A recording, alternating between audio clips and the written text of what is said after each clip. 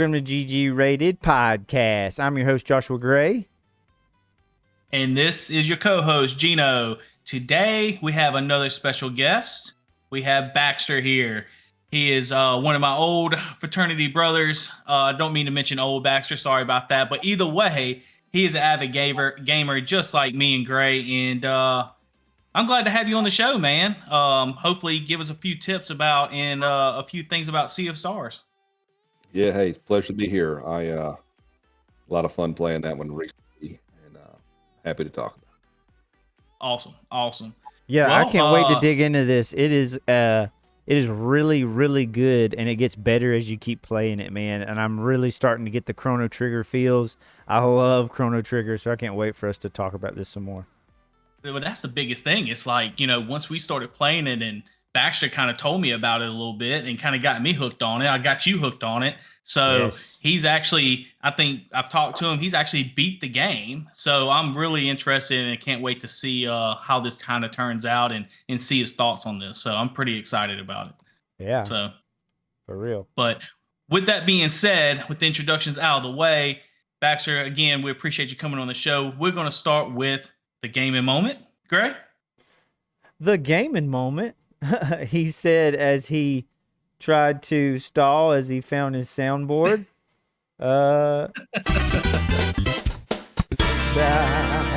Favorite gaming moment of the week, man. So I'd say my favorite gaming moment of the week was watching my son play Punch-Out for the Wii.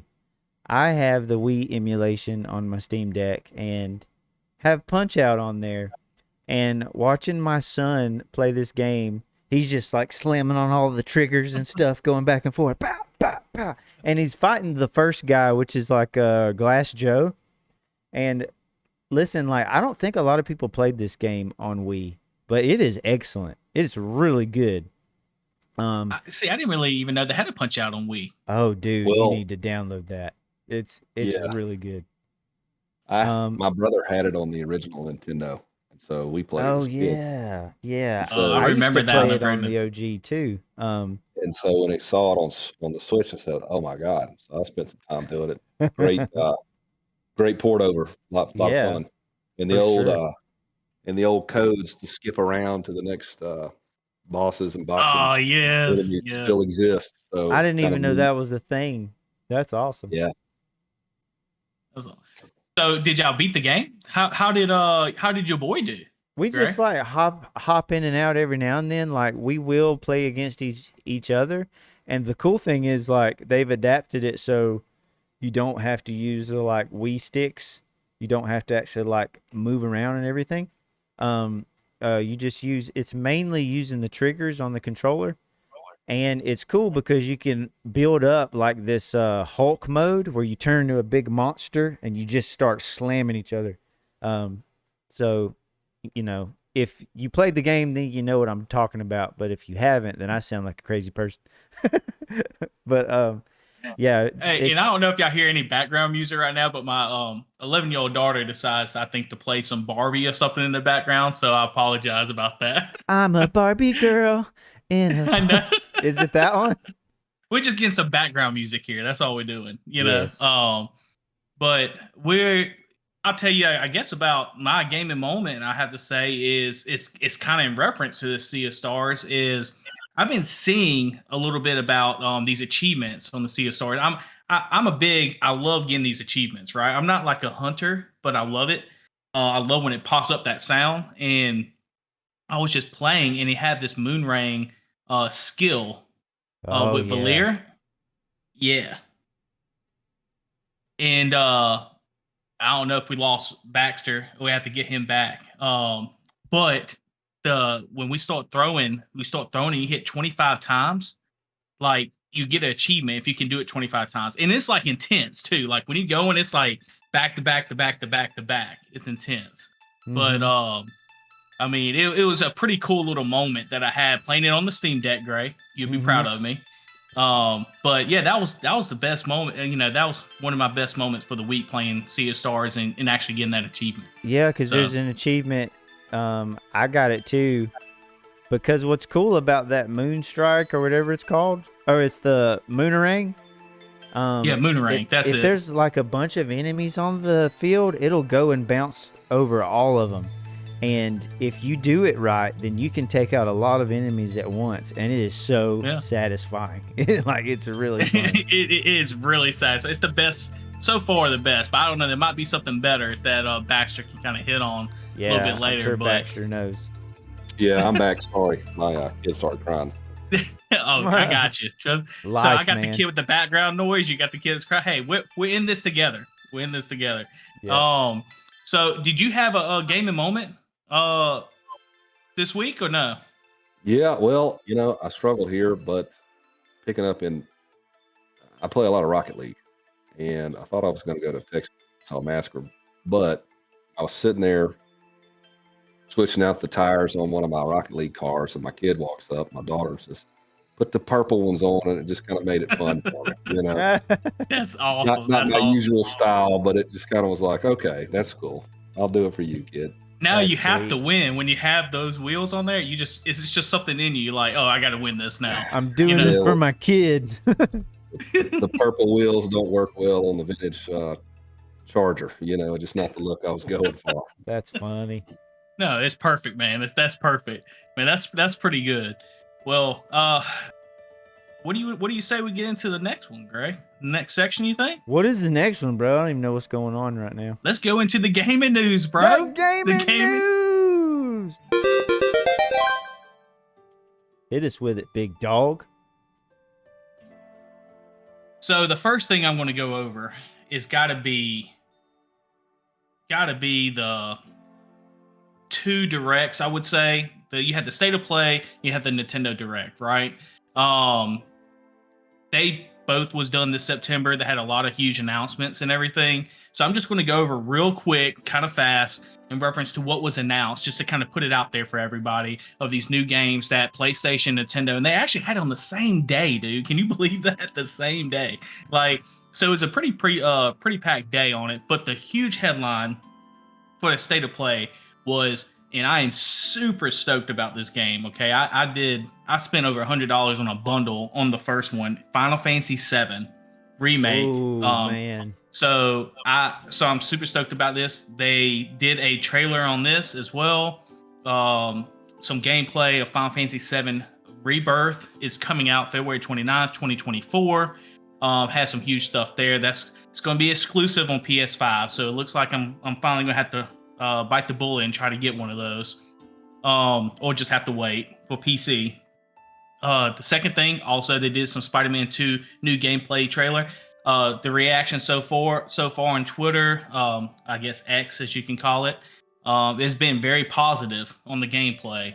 If you want to look forward to some more things coming out, you can always follow us on X as well at GGRated channel. Next thing that they showed was Resident Evil 4 DLC, which is going to be out next week.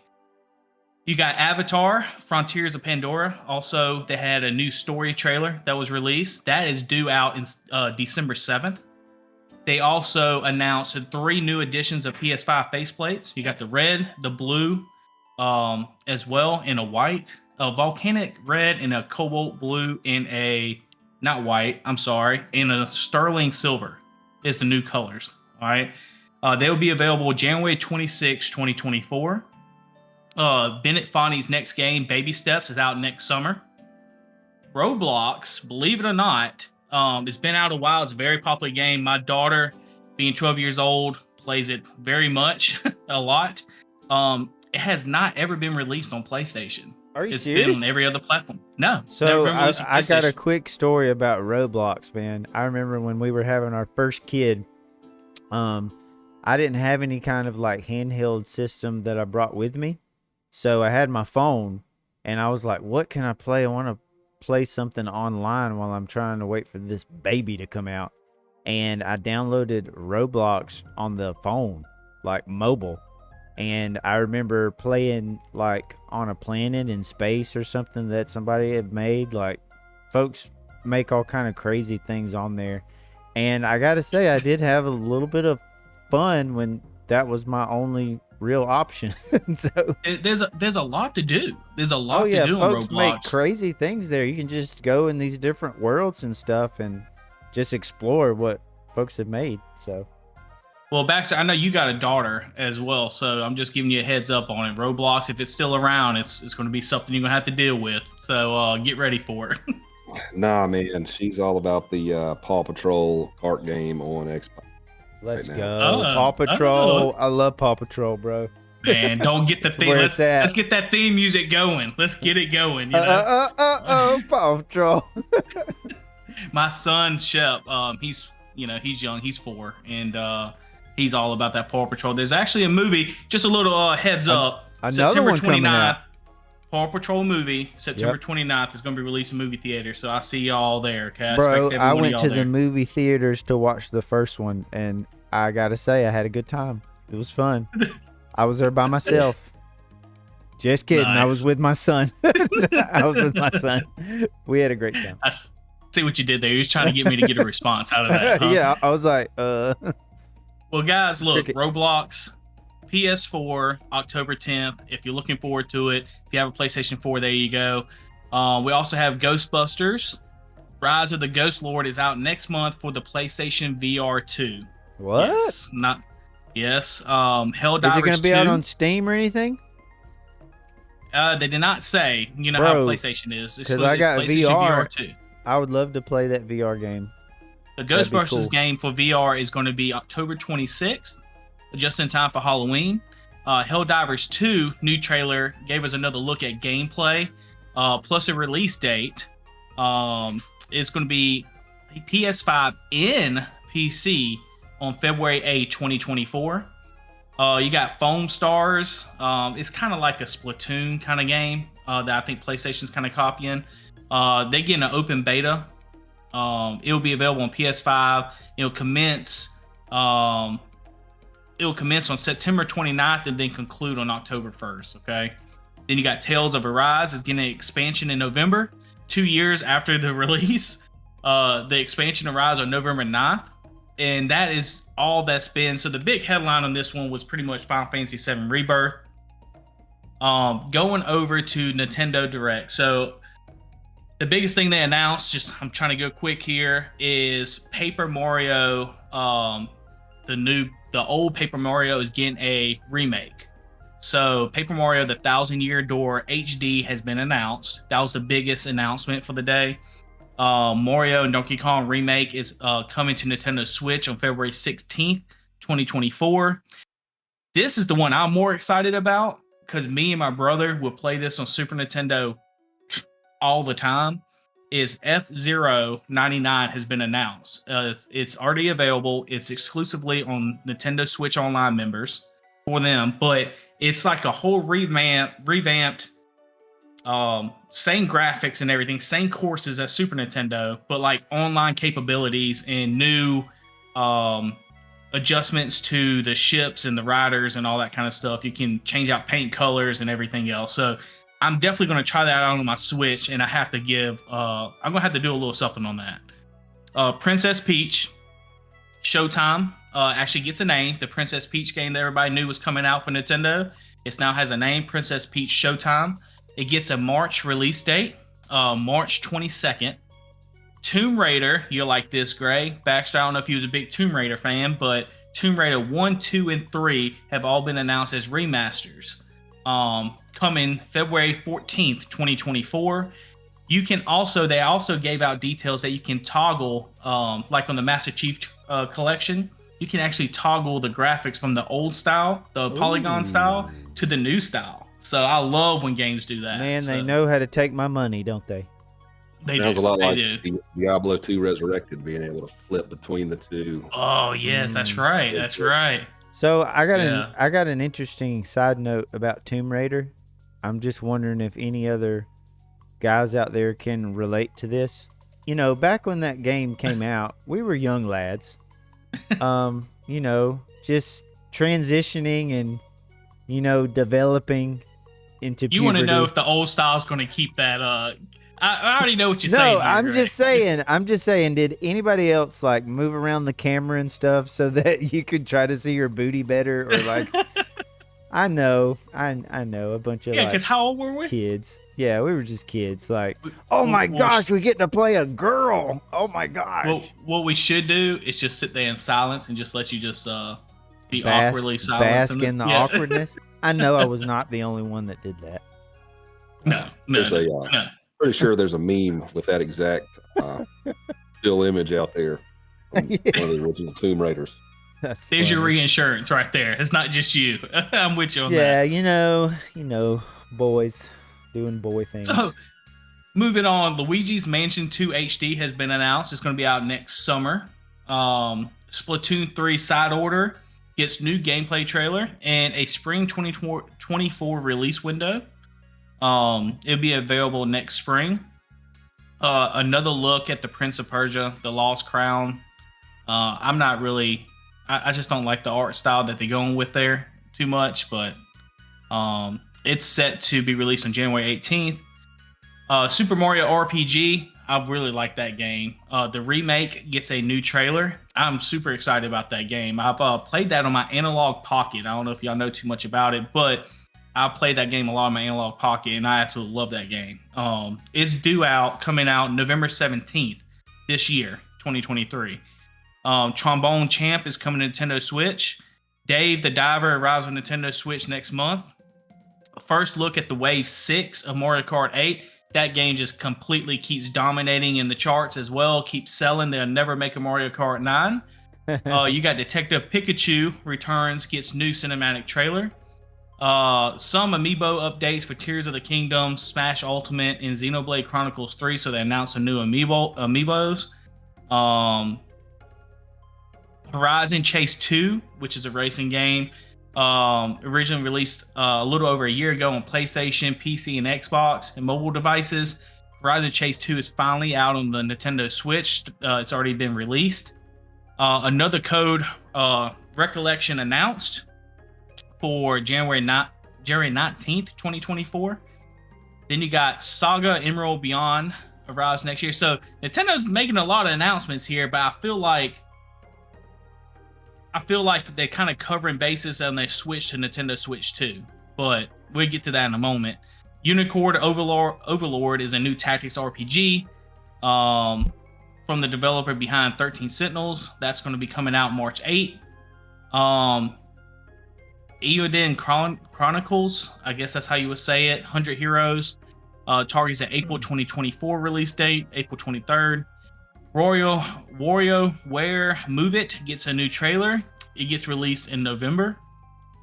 And they gave more information about their new Nintendo Gallery Museum set to open up in March of 2024 that would show and commemorate all their history behind Nintendo. So with that being said, that is everything that's been announced with Nintendo and Sony State of Play. What's y'all most anticipated title in all those games, per se? I'd say it's going to be kind of fun to revisit some of those older IPs that you mentioned, you know, Tomb Raider. I'm also a big Prince of Persia fan. I really enjoyed them when I was younger, and I've actually went back and downloaded one. I think it was on PlayStation 2 on my Steam Deck. And have been playing it some. Like it's a bit dated, but yeah, still fun. I enjoy that style of game, more linear. You know, you actually have levels to get through, because these days, like, everything is open world, and I really like that play style back then. You know, it's kind of a hack and slash, but also a puzzle game too. And so is this a reimagining of that IP, or is it a brand new game, or it's what? it's a brand new game, I believe. Okay. It's just different art style, I think. Don't hold me to that. But so far they've had negative commentary on it, I would say. But I mean, you can't really know until it comes out. So we'll see. It's being made by, I believe, Ubisoft. And they usually do an okay job. So yeah. It's not going to be terrible or anything. Oh, Baxter, do you have any? No, I was just gonna say Prince of Persia looks like it's a side-scrolling game. So 2D. That's right. That's Yeah, right. They it's changed 2D, that. It so was gonna be that's why. 3, I think, and they changed it to 2D. Okay. So I kind of like the 2D style. That's just me though. But Yeah. what do you think, Baxter? You got any games that kind of stood out? Are you a PlayStation? Let me throw out here first. I just need to know. Are you more PlayStation, Nintendo, PC? I mean, what's your platform that you usually play on? Microsoft, Xbox. Okay, Xbox. So you still hanging with old Microsoft. What is some? I know we had PlayStation, Nintendo kind of being announced, but out of those announcements, what do you think is going to be the one title that kind of stands out the most? The one that I am the most excited for is going to be Payday 3. Don't know if you were familiar with the series, but as a individual in law enforcement, and then what you do is you plan bank heists. And there's four people to a party. You can multiplayer it with your buddies. You go in and you essentially map out, plan, and deal whatever the bounty is for the mission. And I played a lot of Payday 2. Really enjoyed it. I'm looking forward to this one. So, Payday 3, do you know anything what they're expanding on from Payday 2? Anything like in certain, like, say anything better, or is it just more graphics wise on that game? I'm going to presume it's still fairly not as much information out there, but I'm going to presume that the graphics are going to be a little bit better than the second one for sure. I'm hoping funky details from Payday 2 are kind of polished up, but if you're a fan of those kind of games, I think it'll fancy a lot of players' appetite for that kind of action. Well, I like the bank heist thing on GTA 5 a lot. I did that, so I've always wanted to try Payday 2 and give that a try. And I guess with Payday 3 coming out, I guess I'm gonna have to give that a try. Maybe you can work me through the ropes on that, Baxter, and we can try that out. Maybe it'll be on Game Pass. Well, and I don't think it's specifically Xbox exclusive here, but I think the best way to do it, Gino, is to just like everybody else, do some initial smash and grabs, and then mastermind your way up. Hey, I like that. I like that that motto. So we might have to do that. Just have a little fun with it. So, I believe there's also a VR mode for Payday 2. I would really like to try that. Yeah, because you have a Meta Quest, don't you? Yeah, I have the Meta Quest, formerly the Oculus Quest 2, and it's a great system for a very affordable price. You can play it with your PC, or you can play it standalone with games that are on there. It's great, man. I'm just gonna need one of y'all to buy that Apple Vision Pro, so we can try that if you don't mind. I appreciate that. So. Yeah, it's only $3,500. That's it. We got to start planning some bank heists, Gino, to afford that. Exactly. Hey, we can't throw that out there right now, okay? All right, we got to end this thing first. But man, with that being said, that would be it for the gaming news. If you got any games that was not on the Nintendo Direct or the State of Play, make sure y'all leave a comment down below. Or where can they email us at, Gray? You can email us at ggratedchannel@gmail.com. There you go. So make sure y'all do that, and we'll read everyone, and we'll also choose, if we get a couple of them, we'll choose and put it on the show, and see if anybody else thinks the same thing about what game should be announced. With that being said, Gray, bring it on in with that GG rating section. Bump. Let's go. All right, so I'm going to break down what our GG rating is right now. What is our GG rating, and how are we going to do it for Sea of Stars? Our GG rating is our industry standard for video game rating systems. We go over graphics, music, story, gameplay, multiplayer, fun factor. We average up these to give you our GG rating, to let you know if this game is a good game and if it's worth playing. Will Sea of Stars hold up to the test? Let's get into it. So, do you want to break down the synopsis and everything? Let me go over it real quick and kind of break it down before we get Baxter going into it a little bit, and I kind of give them open reins to kind of talk to everybody about it. But so what I do know is developer Sabotage Studio is the one that developed the game. It was expired. I know y'all mentioned this before. Chrono Trigger, Illusion of Gaia, in Breath of Fire was the expired games. It's also something that I found very interesting looking into this game. It's in the same universe of the Messenger game that was released in 2018 by Sabotage Studio. And that was published by Devolver Digital. So, a quick synopsis on Sea of Stars. It's a retro-styled role-playing video game centered around two heroes named Valir and Zale, who use the power of the moon and the sun, respectively, to fight against the creation of an evil alchemist. Gameplay includes elements of puzzle solving and turn-based combat, with players able to control up to 6 player characters. The game is inspired by role-playing games such as what I've stated before, like Chrono Trigger. Sea of Stars is located, like I said, in the Messenger universe. Valir and Zale are solstice warriors, adventurers who have control over eclipse magic. Their power is the only magic able to harm the dwellers, otherworldly monsters created by godlike alchemists called the Fleshmancer. So that's a brief synopsis. Does not even go close to going over it, I'm sure. But Baxter, the first question I have for you with this is right off the dot.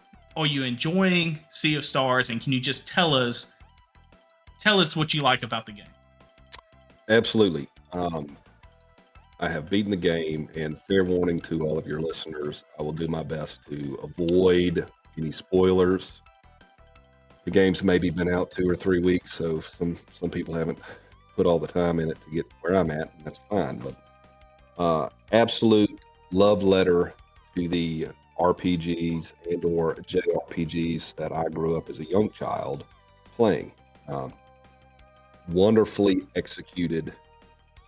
If you enjoy those type games or remember them, you need to play this game. Okay. So can you tell us about the inspiration behind Sea of Stars and what sets it apart from like other RPG games?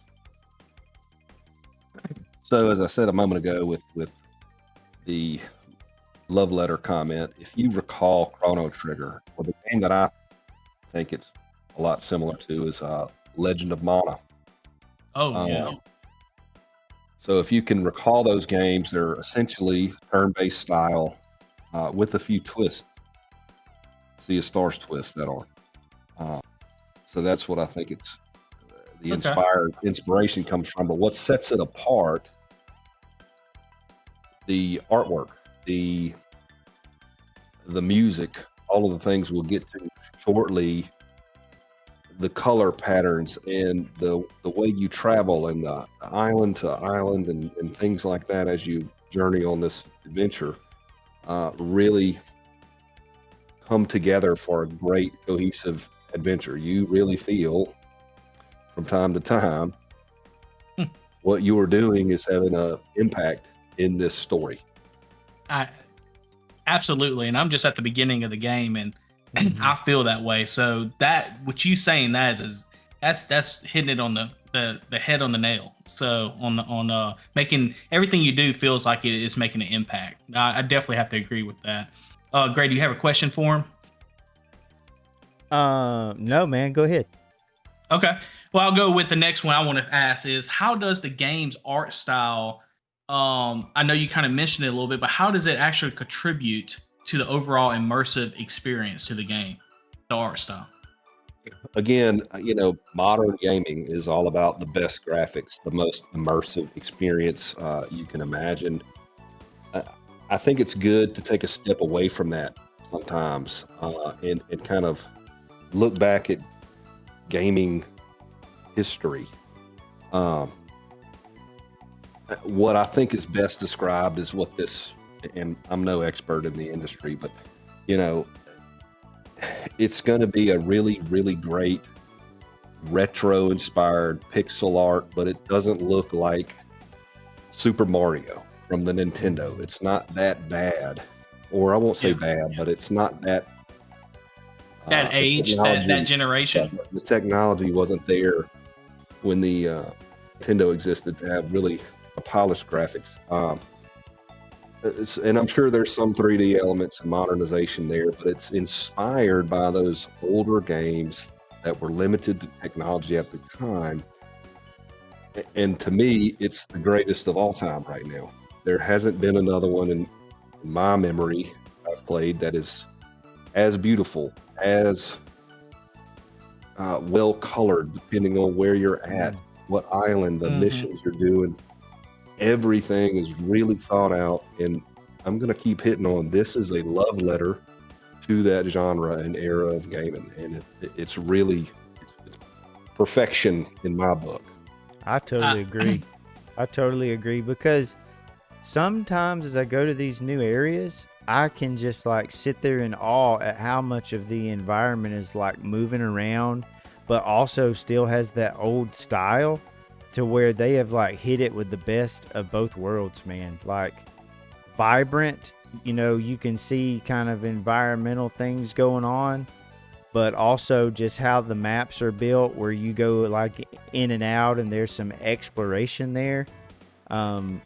It's really well done as far as like level design and all that. They have thought out everything, and I'm not even that far in, so I can't wait to see what's next. Yeah, and like what you were saying with the graphics, it's like back in the generation they was limited by the hardware, right? But just the thing that kind of captures me all the time is there's like a glow to each of your characters, Valir and Zale. There's like a certain, like a blue and a red, like it's like a HDR kind of like the light is just shining off of them. And I know Gray told me the other day, kind of like at one part, it makes it kind of seem like they're a Super Saiyan on Dragon Ball Z at one point. So that's really something like that, small stuff like that kind of captures to what I really like about the game.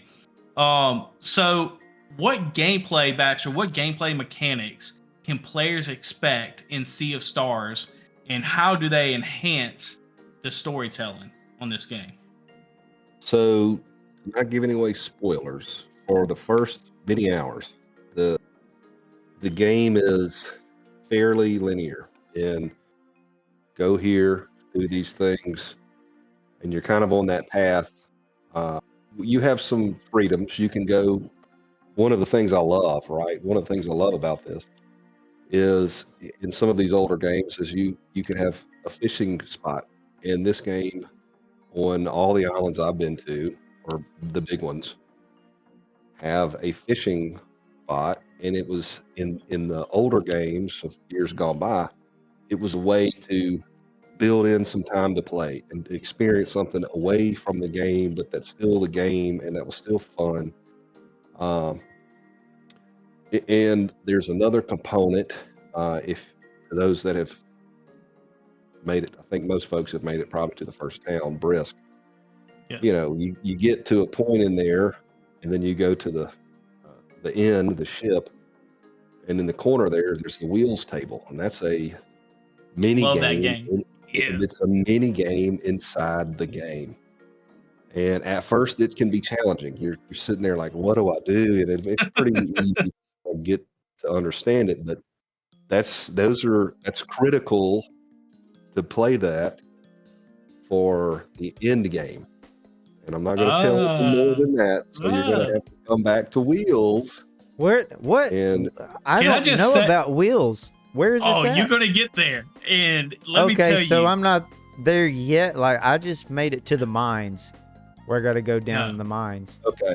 So, yeah, once you get past, what is that? What's that? It's when you meet the pirates, right? Outpost. You're in Stonemason's outpost at the mines, right? Yeah. So because they have to keep the mines clear so that the dragon doesn't wake up. Yeah. Right. So once you get past there, the next place you're going to go is the first big town, Brisk. And that's not really a spoiler. It's just kind of the trajectory you're heading. And when you get into there, you can run around and do whatever the missions. But Wheels, it's a really fun mini game. It's fun. It's really fun, man. I spent like an hour playing that game. I feel like that's cool. Well, so those are some of the mechanics, but if I can kind of turn towards the moments of battle, the moments where you're exploring and you run into an enemy, you can expect turn-based. Okay, they have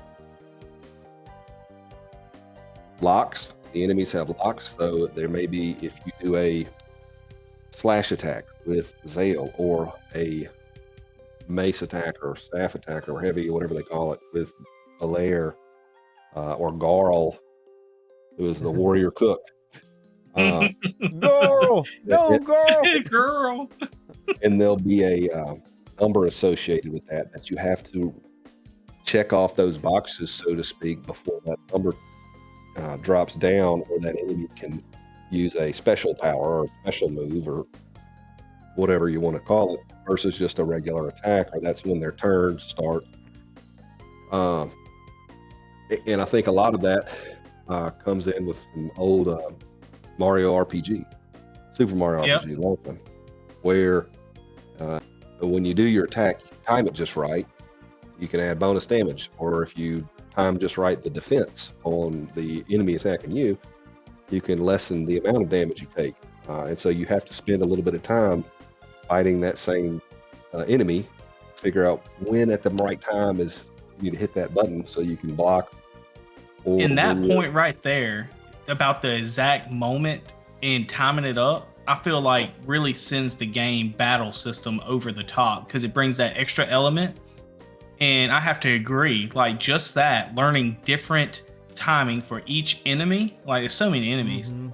I mean, I think you're right. I mean, you hit on the head. I think the timing aspect to it is really intriguing to me in this game. Dude, it's Absolutely. genius because you're more engaged in the battle. It feels like you're doing something a little bit extra so you can get those bonus hit points and everything. I love the battle system. I think they did a great job with it. Absolutely. So- And correct me if I'm wrong, but I think that little component came from Super Mario RPG. You're right. Yeah, Absolutely right. yeah. Absolutely right. And so And the combo too. The combo that's in the game with Mario and Luigi and all. so you can start to see more the base of games that they pulled little things from. It doesn't have to be a lot from one. It's just one thing here, or it's one thing there from that, and they all come together really, really, really well. I agree. So you kind of went over the exploration and the combat. Well, you kind of went over the combat a little bit. Just kind of touch a little bit. How do you feel about the exploration on this game? How does that work in the mechanics and all that on this game? Well, if you're on the large map, moving from island to island, you don't have to worry about encounters or anything. You can go where you want to go. If you're on an island and you're going from one zone to the next on the same island, you don't have to worry about any encounters until you actually get into that zone, which I like. I don't, I think the encounters should be in the zones. You're wasting time going from point A to B in an encounter to me, but and it's not a lot of walking on the larger maps. It's pretty quick to get there. Then you spend a lot of your time in the zones themselves, which is how it should feel. If that answers your question. Kind of like Final Fantasy VII, I guess it'd be a comparison to that on the original PlayStation, not the new Final Fantasy VII remake, obviously. But on the open world, you can just, when you're running around trying to get to a town, you're going to encounter monsters and have battles constantly outside the system. I like the aspect of, I feel like you can enjoy the story a little bit more in this game, where you can get to a town and start going through the story, and have battles in between there, but you're not spending your time outside in between just to level up, just a buffer, I feel like. No, and to me, the game gives enough in each zone. If you follow the path, so to speak, you're going to level at the appropriate rate. You're never going to enter into a zone unless you somehow figure out how to get from one island to the next without, achieving the mission to get you off that island. You're never going to hit a zone where you can't compete against your encounters. There may be one or two that are more challenging that are going to force you to say, okay, I really need to hit this lock on this enemy so his turn is skipped. I've got one character down. I don't have any way to revive them. So the game may force you, and it's not often, to be really selective and think about what your next move is. But that's few and far between, but it does exist. Okay.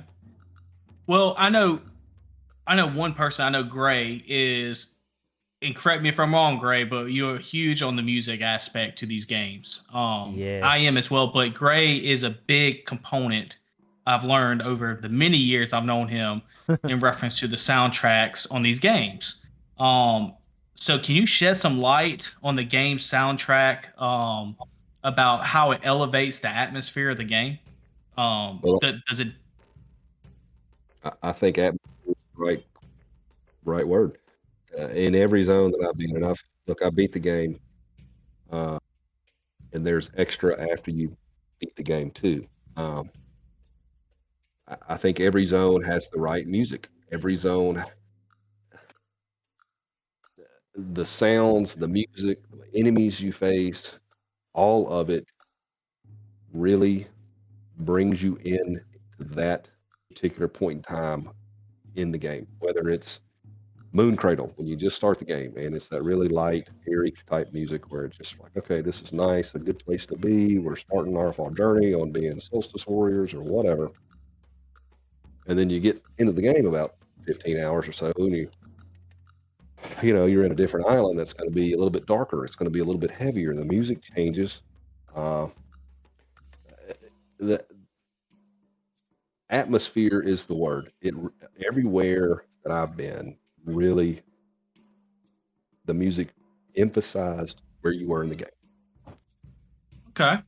And do you know like who actually did the composition? Off the top of my head, no, I do not. Right. So this is really cool, and I didn't know this either till the other day. Is the same guy that did Chrono Trigger composed the music for Sea of Stars? I didn't know that. That's Yes. yeah, that's awesome. Yasunori awesome. Mitsuda is his name, and there's an I told you interesting he's big on the story, music. bro. Like Yeah. it is crazy that they got him. Like, I guess there's a whole background story of how they got him to do it. That might be something good for our listeners to dive into and see like how they got that. But yeah, really cool. And at first, when I first started the game, I was like, well, this like music is okay, because there was a lot of there was a certain like instrument that was in it that I wasn't too fond of. But then as the game progressed, it's just like they one up themselves over and over to where I'm like, holy crap, this music is an instant classic. And then when I found out that it was done by that composer, I was like, holy crap. Like, this is, I love this game. So, yeah. It's neat. The battle music to me is what gets it for me. Just, how if you can change the music when you get into the battle from just a normal music, you just progress into the story, but it changes at the battle system and kind of hypes you up and gets you ready for battle. It's a win-win for me. If the game does that. So, and I think I enjoyed it. I'll sit there and I'm like pausing the game, dealing with the kids or something. I can hear the music playing on my Steam Deck, and I'm just sitting here listening to it. It doesn't bother me at all. I can just hear it over and over again. So I could definitely consider that a plus. Right. And no, I was just gonna say like really quick that he wasn't the only one on it. He did only 10 tracks for the game, but basically it comes down to they just asked him, and he's like, "Yeah, I'd love to be love to be on this." And they're like, "So we got the guy. Like, we literally got the guy." Like, it's just cool that he was like that. He after they asked him, he looked over and was like, "Sure, I'll do it." Like a famous composer that did like one of the best RPG games ever was just like, sure. So I thought that was cool. Because Chrono Trigger is definitely on the top of the list. So to get the main guy with the music, like, come on. Yeah. It is beloved, literally one of the OGs in gaming history.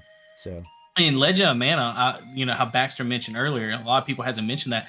I absolutely love that game. I love that. That's up there as well, like right there with Chrono Trigger. So not a lot of people will mention that a lot of times. But it's a real popular game too, but you just don't hear it as much as Chrono Trigger. And I do have to give you props on that, Baxter, for bringing that title into existence again on this channel. Finally, I got two more questions for you, so I won't beat you up on it. But I know you beat the game. What kind of replay value does Sea of Stars offer? And are there multiple endings or branching storylines in reference to the game? I have not started a replay yet. I guess spoiler alert, but not really a big one. Once you complete the game, you have what's called, I saw on the main menu screen that pops up, a New Game Plus. I haven't had time to figure out what New Game Plus is, but I will get into that when I have time. Okay. So there is a New Game Plus, though. Seen it with my own two eyes, Gino. It's on the, once I did it, it's sitting right there. I haven't done it yet. But, multiple endings. You don't have that level of, let's say, Mass Effect choice and impactfulness towards the end of the story, and they have multiple outcomes.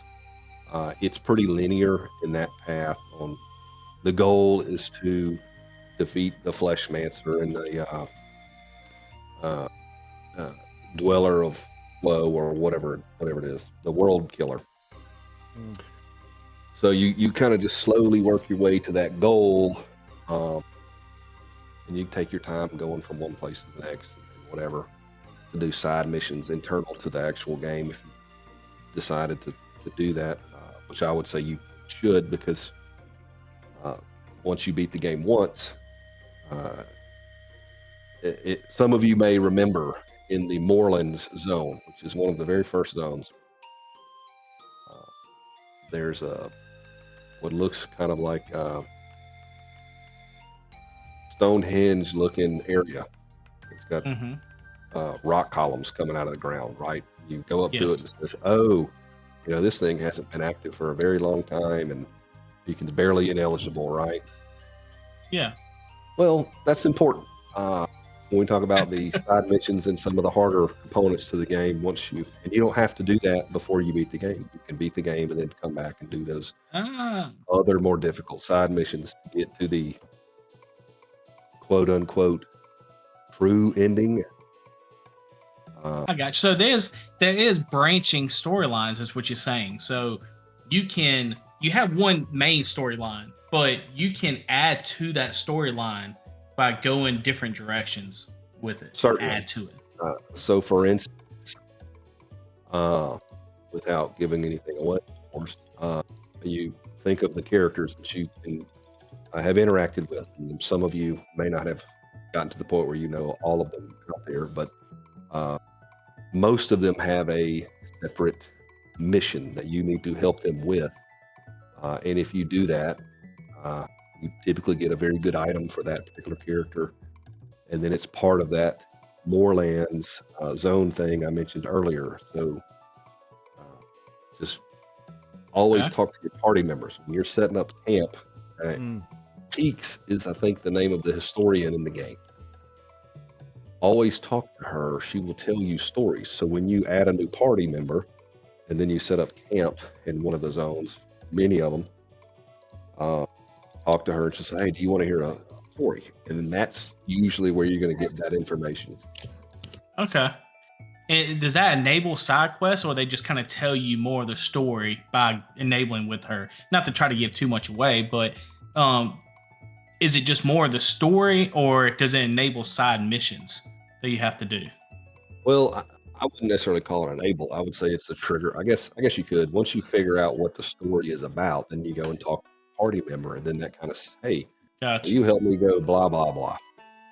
Gotcha. Then you can decide if you want to do that. You don't have to, totally optional, but I would recommend, because it really added depth to that character and to the game in total. Well, I got one more question before Gray brings it home with you to go over the GG rating. Finally, what system have you been playing on, Sea of Stars? And do you know what other platforms this game is available on? Again, I'm primarily on Xbox, so I played it on that. Props to the developers for putting it on Game Pass. I have really, really enjoyed the game. Side note, I believe they are working DLC already. The game has been such a smashing success for them in such a small amount of time since release. They've already amped up a DLC to continue some phase of it. I'm not sure how, when, or what, but I do know there's a DLC planned. I think it's on most major platforms. That's huge. That's huge. Yeah, I heard it from Baxter first. There's going to be DLC. No. But breaking news. So I have a question too for you, Baxter. So taking all this into account, that this isn't your looter shooter, millions of things going on at once. This is a style of game that might not be for everybody, but I think that everybody should give it a try if they can slow down their brain enough and play this style of game. What would you say the fun factor is like on this game? Fun factor for me, on a scale or just broad strokes? Yeah, if you were to compare it overall to all games, how would you rate the fun factor on it? On initial playthrough, I had a blast. I mean, I would rank it up there probably around 8.5 to a 9. I mean, but you got on, like you said, this is not the game for everybody, and it can be if you really put the effort into it. Sure, it's not your typical thing. But to those folks who grew up with that style of game, it's our love letter as older gamers. And this studio really, and developer really, it just brought all the things from all those other games that everybody on a consensus enjoyed, created a wonderful story around, implemented them all, and gave us probably something we didn't know we needed it, but man, do I like it. So that being said, if you had to give this a GG rating, a good game rating, what would you give it? Overall, if you want in sum, I'm going to say this game is a 9.25. Whoa. Okay. That's pretty good.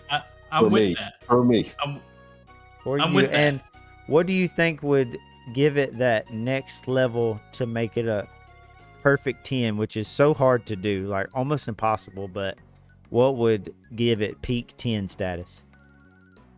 Peak 10 status, I think I would like maybe a few more skills. There's a lot of skills. That's part of the game is you get to find them on your journey. They may be in a chest, or if you do a side mission for something, you get another skill that you can, it's either for your class, your character, excuse me, or it's one of the joint skills between you and another character on your 3-man team in battle.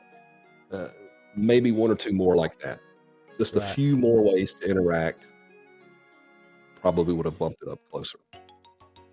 That's awesome, man. So it sounds like you really love this game. You're the perfect one to talk to. I appreciate you breaking it down so well. You did a great job. Man, I appreciate you just coming on the show, telling us what you think. I think 9.25 is extremely fair with this kind of game. Like you said, it's a love letter for all of us that played all these RPGs growing up. So I appreciate it, man. If you don't mind, do you want to hang out with us a little bit longer to go over this bonus news? Gino, I'd love to. I think I have got to run, help get my other child down to sleep. It has been a blast, and hopefully your listeners will getting something out of this and play this game. You won't regret it. Spend the time and do the due diligence. Don't skip. Really, let it take over for a little while, and you will, on the other end of the journey, you will be like, I'm glad I spent this time. And you can, I think I have about between 40 and 42 hours, somewhere give or take, right in there at this point. Nice. That's awesome, dude. So one last question. I know you got to go. One last question. How long does it take to beat the game? I think I beat it around 28 to 32 hours, and then all the extra stuff in the tail end is where you get the other difference from. Okay. I just need to know about how far away I am on the game. Part of part of that is on me going back. I'm like, did I miss something? Let me check that zone again because was there a chest that I missed? Or, it's always me second guessing did I actually do that zone fully when I was there. And side note, you won't be able to initially. You'll have to unlock some special skills without giving any spoilers away. But think about where you're at in the game. Was there like a block that you couldn't move yet? Or was there an area that looked like you could get to it if you had a thing to get to it? And so you get that thing, or you get that ability. So you'll have to go backwards to get those extra chests and all that. And it took a while. And specifically, without giving anything away, is the rainbow conscious. If you've opened one up out of a chest yet, you know what I'm talking about. But there's looks like a seashell, right? Right. Later in the game, you turn those into a trader, and there's 60 of them. So as you travel through this game, get all of them that you can, because you're going to get to the end and you're going to say, okay, I got like 47. Where are the other 13? And you're going to just have to sit there like rack your brain and go back and spend time and crawling around and doing those things that you weren't able to do to get the difference, and then go back to the trader to get the thing you need. And then it's just okay. I like that. Well, man, either way, I'm telling you that I'm gonna have to check all that out and definitely hear those tips. And man, I just appreciate you coming on the show and just sharing your thoughts and everything else. Okay, so Thank you, with that Baxter. being said, we're gonna let you get out of here, attend to the kids. We know how that is, and we'll catch you the next time on the show, man. We appreciate it. Absolutely. Thanks, guys. See you, bro. All right. Bye-bye. Man, it was great. Yeah, it was great having him on, man. It was he great had a lot having of him on. stuff. But was with really that being good. said, you want to bring in the next section? Bring it Oh on. yeah. Oh yeah, baby. Game not over. Game not over. So we're bringing in the next section. We're going to talk about some extra news. I want you to listen to this music right here in the background and tell me if you recognize this. What is this? Oh, it's that kind time. of epic. It's that time. It's back. It's that time, baby. Back. Guess what, Wait. baby? Titanfall 2 is making a comeback! Let's go. Titanfall 2 is making Give a me comeback. hype. Give me hype. They have fixed the servers. You can play now. It doesn't take an hour to get in a game. You can play. Huge. Huge. And it plays perfect on the Steam Deck. Flawless. Looks great. Sounds great. Plays great. Get in a game instantly. I've been playing on my mobile hotspot at work. Oh my gosh. Let me tell you, man. You just don't understand. Gray had me one night for like 3 hours just trying to get into like one match. That's how dedicated we are with this. Bro, And please play some huge. with me tonight. Please play just a little bit. We need to play a little bit. For Just a sure. little. I'm with you, bro. I got you, bro. Thank you. Because, man, let me tell you, the reason why I even bought an Xbox One in the first place was because of the original Titanfall. Oh, that's It was so groundbreaking to me. I love mechs. Like, I love Gundam Wing. I love, all those mech style games. Anime. You look at your classic animes. There's so many mech games. There's so many, or like mech. I can't even talk. I'm so excited. So many mech anime and things to do with mechs. Anything to do with mechs. Do you like all my tags? I keep tagging you in with all the updates on Titanfall 2. What are you talking about? Because I know how much Where at? all the tags on Facebook. Oh yeah, tags on on Facebook. Yeah, I was like, dude, I can't believe this is making a comeback because there was going to be a Titanfall 3 is what they were saying, and instead they focused their time and energy on Apex, and they're supposedly making a Titanfall 3. You saw that tag, right? That I sent to you. So yeah, it's supposed to be coming back with Titanfall 3. We'll see. I really hope so, but I hope they stay. Well, listen, the direction they took things with Apex, making it more cartoony, more, I don't know. I like the gritty, grounded world of Titanfall 2. Not to throw any shade at Apex. Like, I think that's great for folks that love it. That's my game. That's my game. That is your game, and, you know, it's great. But Titanfall 2 is more of your gritty war, you know, mix and pilots. Like, the pilots are experimented on and, like, rebuilt. And, you know, like, they just look like they're thrown together and like hardened over time in war. So when you level up as a pilot in Titanfall, you can hear them doing things on you, and they like reset your mind. So I believe the pilots are like modified so that they can handle the force of being in this mech and piloting it. Great. Can you imagine this game in your VR, like VR style? Oh my gosh, it'd be amazing. Be amazing. That would be pretty I play cool. a game where you're in a mech in VR, and it is really cool. Like, it's basically as close as you can get as Titanfall VR. I forget the name of it now. What is the name of it? I tried to get y'all to buy it. Yeah, you tried. But you weren't having it. Well, what is the name of it, I'll play Titanfall 2 with you to make it easier. What is it? I can't remember the name of it. You're going to remember it after the podcast. It's called Vox Machina. Vox Machina. It's really fun. There's a small player base on there. There's also a story mode, and it even plays well on the Steam Deck. You don't have to play it in VR, but it is a really fun VR game regardless. So, yeah, that was the main news. Titanfall 2 server's back online. Get it. Let's get it. I tried to play Titanfall 1 on Steam Deck just to see if it would work, and there isn't anyone on. I don't even know if the servers are active or what, but I really wish Titanfall 1 would be playable too. It's a slower version of Titanfall. Like, it's a lot slower, a lot, to me, grittier. There's something really fun about it. I like the mech combat better, actually, in Titanfall 1. Titanfall 2 is still great, but the mech combat in Titanfall 1 was something special. I agree. So, man, that was the bonus news. We're excited. I'm super excited about it. I'm excited to play that with you, and I'm glad. Thanks for hanging out with us today, guys, and hearing all this awesome news. Nintendo Direct, State of Play. We got Baxter on here telling us about the Sea of Stars, about how this is just a love letter game with a 9.25 GG rating. Huge. We appreciate him coming on the show. Greg, do you want to tell them how they can reach out to us? It's a great rating, probably one of the best ratings ever. You know, it's huge. It's really huge.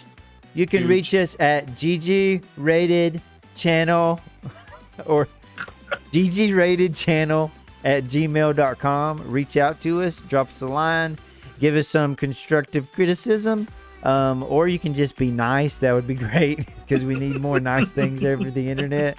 Yeah. So guys, reach out to us. Tell us your favorite gaming moment. All that. Yep. We're out on a GG-rated podcast that you listen to. We're on Spotify, Apple Podcasts, YouTube Podcasts, and Amazon Podcasts as well. And your mom's house. And your mom's. Guys, we appreciate you stopping by. Y'all have a good one, and we'll see you later. That's what she said. Peace.